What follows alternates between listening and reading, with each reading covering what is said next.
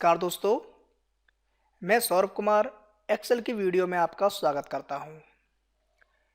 इस बार हम बात करेंगे ऑटो फिल्टर की।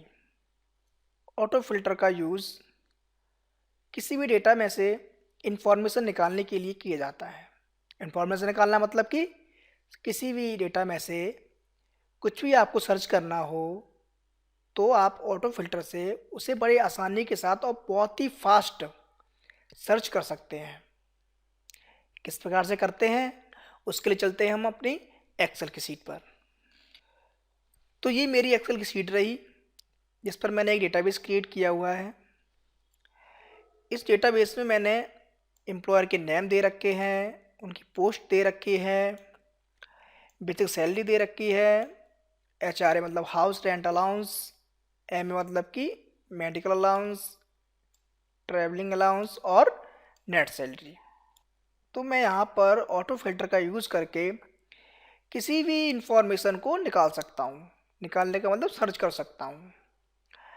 तो जैसे कि आप यहाँ देखेंगे, यहाँ पर ये एरो आ रहा है। तो मैंने आपको अपनी पिछली वीडियो में बताया था कि हम डेटा वैलिडेशन का यूज़ करके यहाँ पर किसी भी लिस्ट को क्रिएट कर सकते हैं। वो कैसे, तो मैं एक बार फिर बता देता हूँ। यहाँ पर आप डाटा पे जाएंगे, उसके बाद डेटा वैलिडेशन यहाँ पे क्लिक करेंगे तो यहाँ पर लिस्ट मैंने दिया था, याद होगा आपको।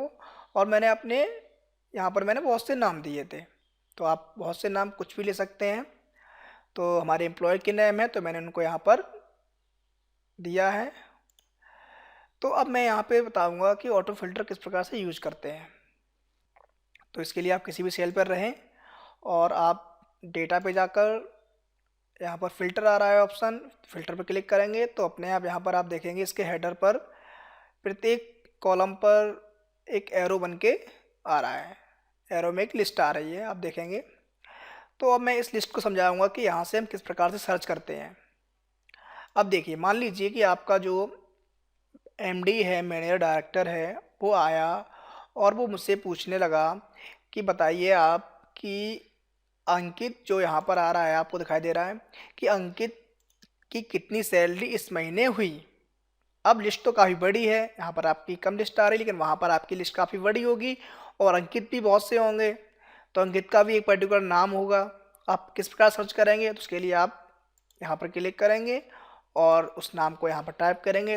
तो मैंने यहाँ पर अंकित टाइप किया और मैंने उसे ओके किया।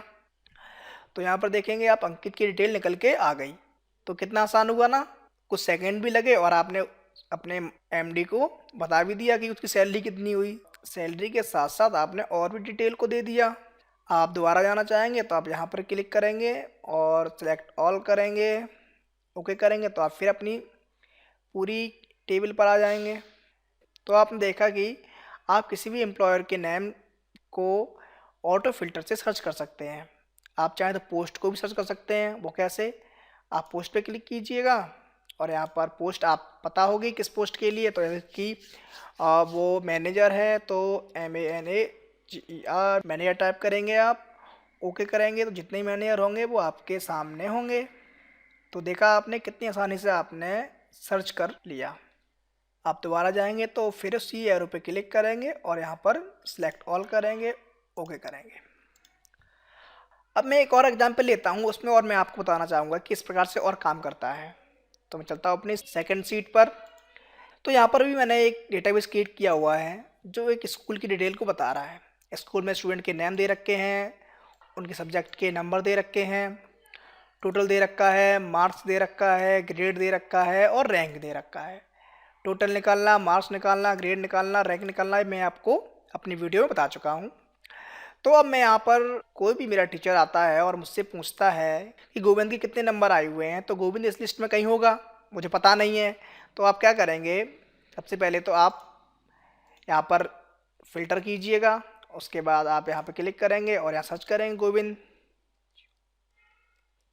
गोविंद टाइप किया आपने और सर्च कर लिया।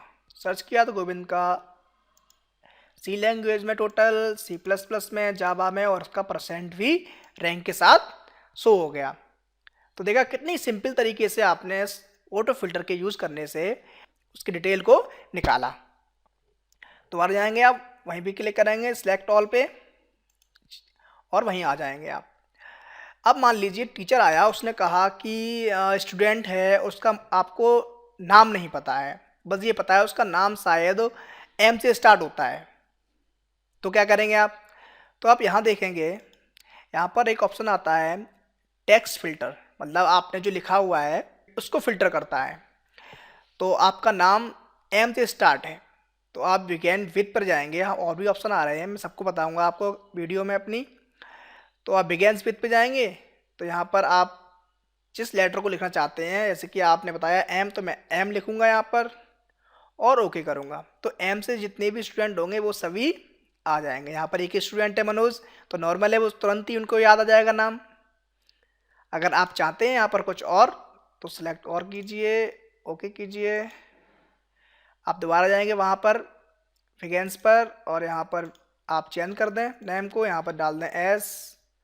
एस के साथ में भी और भी नाम डाल सकते हैं, इसके एस ए डाल देंगे तो एस ए से रिलेटेड जितने भी स्टूडेंट होंगे वो आ जाएंगे। तो यहाँ पर एक सचिन है, एक सौरभ है, तो आप ऐसे भी सर्च कर सकते हैं। तो हम फिर उसी जगह पर जाएंगे, मैं भी टेबल पे आ गया हूँ। तो आपने देखा कि कितनी आसानी के साथ आप इस फॉर्मूले को यूज कर सकते हैं।